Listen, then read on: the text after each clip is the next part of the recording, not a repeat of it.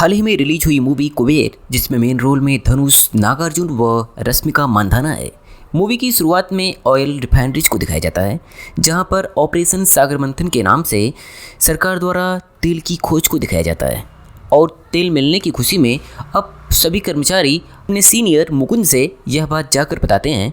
लेकिन मुकुंद जो कि ऑफिसर होता है उस रिफाइनरीज का, वह बिजनेसमैन नीरज को यह खबर बता देता है और बताता है कि हमें अब तक का सबसे बड़ा ऑयल रिजर्व मिला है और यह खबर मैं सुबह तक दबा सकता हूँ।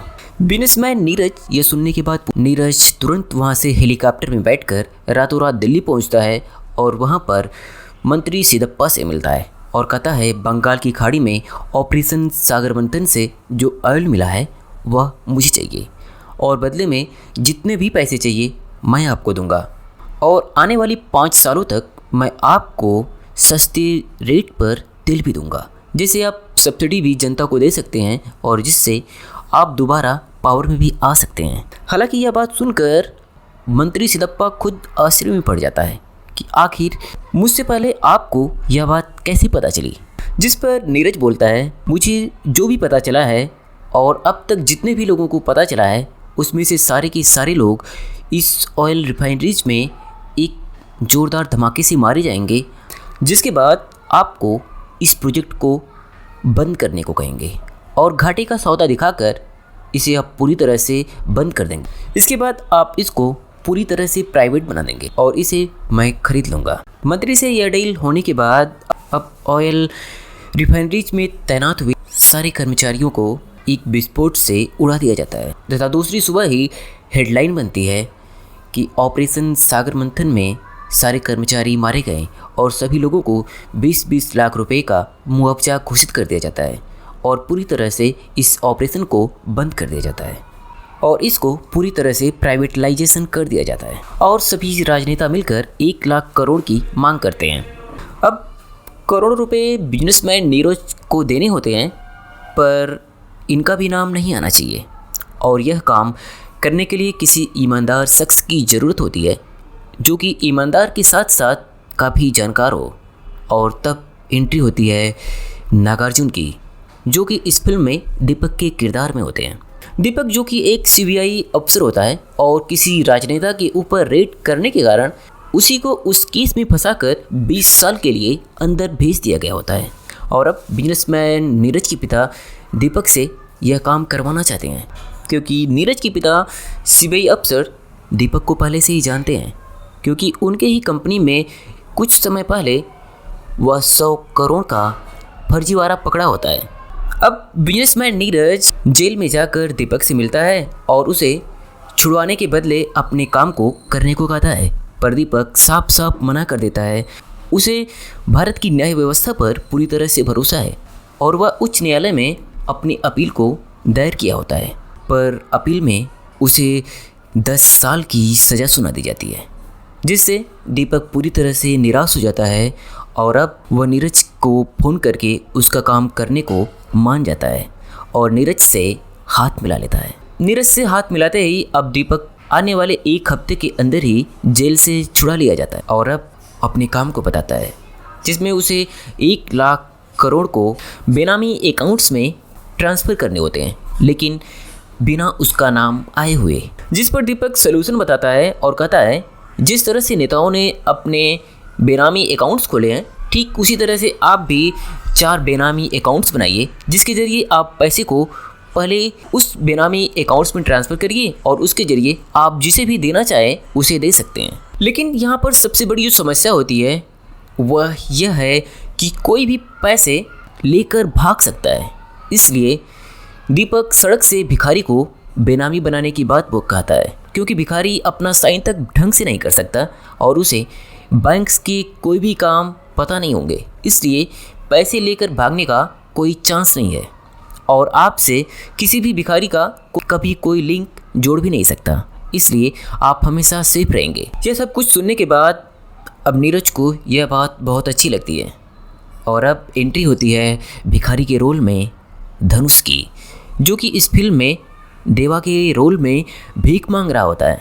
तभी उसके पास कुछ आदमी जाते हैं और खाने और रहने के बदले उसे अपने पास काम करने को कहते हैं। जिसके बाद देवा की तरह ही 3 भिखारी और वो पकड़कर एक रूम में बंद कर देते हैं, जिसमें से एक लड़की होती है जिसका नाम खुशबू होता है। भिखारियों को एक रात पूरी तरह से एक रूम में बंद करने के बाद अब सुबह फिर से दीपक उनसे मिलने आते हैं। तभी देखते हैं कि एक भिखारी को कुछ चोट लगी होती है। दरअसल इस भिखारी को चोरी करने के कारण प्रोबो इसके दांत को उखाड़ लिया होता है, जिसके कारण इसके मुख से खून निकल रहा होता है। जिस पर दीपक प्रोबो को काफ़ी गुस्सा करते हैं और बताते हैं कि इन्हें नहला धुला कर अच्छी तरह से पहले तैयार करो और इन्हें बेसिक मैनर सिखाओ, यानी कि खाना खाने का सही तरीका, बैठने का तरीका और सही तरीके से नहाने का। ये सब कुछ सिखाने के बाद, अब मेंटेन करने के बाद, अब उनकी एक फेक आईडी बनाई जाती है और फेक आईडी बनाने के बाद अब उनके नाम से एक फेक कंपनी खुलवा दी जाती है और उस फेक कंपनी में 10,000 करोड़ ट्रांसफ़र किए जाते हैं और उस 10,000 करोड़ को अब बेनामी अकाउंट्स में वहाँ से ट्रांसफ़र कर दिए जाते हैं और ट्रांसफ़र होने के बाद ही उस एक भिखारी को उसी दिन मार दिया जाता है। हालांकि यह बात दीपक को पता नहीं होती। उसके गायब होने के बाद दीपक तुरंत नीरज बिजनेसमैन से मिलता है और पूछता है खेलू भिखारी कहाँ गया। जिस पर बिजनेसमैन बोलता है मैं कोई सबूत नहीं छोड़ सकता और मैं किसी को भी यहाँ पर जिंदा नहीं छोड़ सकता। अतः पैसे ट्रांसफ़र होने के बाद मैं जितने भी भिखारी हैं उन सबको मार डालूंगा। हालांकि ये सुनने के बाद दीपक पूरी तरह से गुस्सा हो जाता है और काम को छोड़ने की धमकी देता है। जिस पर बिजनेसमैन नीरज भी बोलता है अगर तुम काम छोड़कर जाना चाहो तो जा सकते हो, लेकिन फिर से तुम घर नहीं जा सकते, तुम फिर से उसी जेल में 10 साल के लिए जाओगे, इसलिए अब फैसला तुम्हारे हाथों में है। जिस पर दीपक शांत हो जाता है और अब दूसरे भिखारी की बारी आती है और उसके अकाउंट में भी 10,000 करोड़ ट्रांजैक्शन जैसे ही कंप्लीट होता है तभी उसे भी मार दिया जाता है और अब बचे होते हैं लड़की और वह देवा। तभी एक रात प्रोबो शराब पीकर उस लड़की के साथ गलत संबंध बनाना चाहता है, पर देवा उसे बचा लेता है और दीपक से कंप्लेन करने को बोलता है और सुबह दीपक सर के आते ही उससे कंप्लेन भी करता है, पर दीपक कुछ भी नहीं बोलता। और आज के दिन ही देवा के अकाउंट में भी पैसे ट्रांसफ़र होने वाले थे। अतः आज देवा के अकाउंट में जैसे ही पैसे ट्रांसफ़र हुए और उसे बेनामी अकाउंट्स में दोबारा ट्रांसफ़र कर दिया जाता है और जैसे ही बेनामी अकाउंट्स में पैसे ट्रांसफ़र होते हैं तभी देवा को भी पकड़कर वह मारने के लिए ले जा रहे होते हैं। लेकिन तभी ट्रांजैक्शन एरर आता है और पैसे पूरी तरह से ट्रांसफ़र नहीं हो पाते। अब दीपक फ़ोन करता है प्रोबो को और बताता है कि देवा को मत मारना क्योंकि ट्रांजैक्शन एरर आ गई है, अतः हमें देवा अभी जिंदा चाहिए। लेकिन दूसरी तरफ देवा अब वहाँ से पेशाब करने के बहाने गाड़ी से बाहर निकलता है और वहाँ से जंगल में भाग जाता है। भागते हुए वह रेलवे स्टेशन पर पहुँच जाता है और यहीं पर अब एंट्री होती है इस मूवी में रश्मिका मंदाना, जो कि किसी लड़की के साथ भागने के लिए रेलवे स्टेशन पर राजा का वेट कर रही होती है। लेकिन तभी वहाँ पर देवा पहुँचता है और वह वहीं पर बेहोश हो जाता है। यह देखने के बाद वह उसे खाने को चॉकलेट देती है और पानी पिलाती है, जिससे देवा को होश आता है और अब वह इनके साथ हो जाता है। फ़ोन लेकर दीपक सर को फ़ोन मिलाता है, पर दीपक सर को रिसीव नहीं कर पाते, लेकिन अननोन नंबर देखकर वह समझ जाते हैं और फिर से उस नंबर पर कॉल बैक करते हैं, जिस पर नीना बताती है कि कोई देवा नाम का शख्स आपको फ़ोन कर रहा था और वह अब यहाँ से चला गया है। दरअसल देवा दीपक को बड़ा भाई मान रहा होता है, इसलिए वह दीपक को ढूंढ रहा होता है। दूसरी तरफ दीपक भी देवा को ढूंढ रहा होता है क्योंकि ट्रांजैक्शन एरर होने के कारण अब 10,000 करोड़ रुपए देवा के पास ही रह गए होते हैं। और अब ढूंढते ढूंढते एक दिन देवा खुद उस जगह पहुंच जाता है जहां लोग उसे पकड़कर ले गए होते हैं। जहां जाने पर उसे पता चलता है कि इन सब में दीपक भी मिले हुए हैं और वहां से खुशबू अब गायब हो चुकी है। अतः वह समझ जाता है कि खुशबू भी मर गई है। अब वहाँ से वह भाग जाता है, पर प्रोबो और सभी लोग मिलकर उसका पीछा करते हैं और उसे ढूंढने की कोशिश करते हैं। लेकिन फिर से वह भागकर नीना के पास चला जाता है क्योंकि नीना ने ही उसे चॉकलेट और पानी पिलाया होता है, इसलिए अब वह उसी के पीछे घूमने लगता है। लेकिन यह देखकर नीना भी पूरी तरह गुस्सा हो जाती है, क्योंकि देवा के कारण ही अब वह हॉस्टल से भी बाहर निकाल दी गई होती है और लोगों को लगता है कि इसी लड़के के चक्कर में नीना घर से भागी होती है। और वह देवा को बोलती है, तुम यहाँ पर किसी और इंसान के पास जाओ जिससे तुम्हारी जान पहचान हो, जिसको तुम जानते हो। जिस पर देवा बोलता है, मैं एक और शख्स को जानता हूँ जिन्होंने अपना कार्ड दिया था। जिसे देखने के बाद नीना बोलती है, तुम जाकर उनसे मिलो, शायद वो तुम्हारी मदद कर दें। दरअसल देवा रजिस्ट्रार से मिला होता है, लेकिन देवा की भागने के बाद रजिस्ट्रार को भी मार दिया गया होता है। और वहाँ पर जाने के बाद देवा को पता चलता है कि रजिस्ट्रार अफसर भी अब मर चुका है। जिस पर देवा कहता है, उन्हें भी लोगों ने नहीं छोड़ा। और तभी ऑफिस के एक शख्स ने पुलिस को कॉल किया, जिससे पुलिस आकर देवा को पकड़कर जेल में बंद कर देती है और उसे पीटने लगती है। और किस तरह से वह रजिस्ट्रार को जानता था इसके बारे में वह पूछने लगती है, जिस पर देवा कुछ नहीं बता पाता, क्योंकि उसे पता ही नहीं होता कि वह किस काम से रजिस्ट्रार से मिला होता है। बस वह इतना ही कहता है कि वह अपने और बड़े साहब के लिए काम करता है। और तभी उसी न्यूज़पेपर में बड़े साहब दिखते हैं, जिस पर वह बताता है कि वह इन्हीं के लिए काम कर रहा होता है।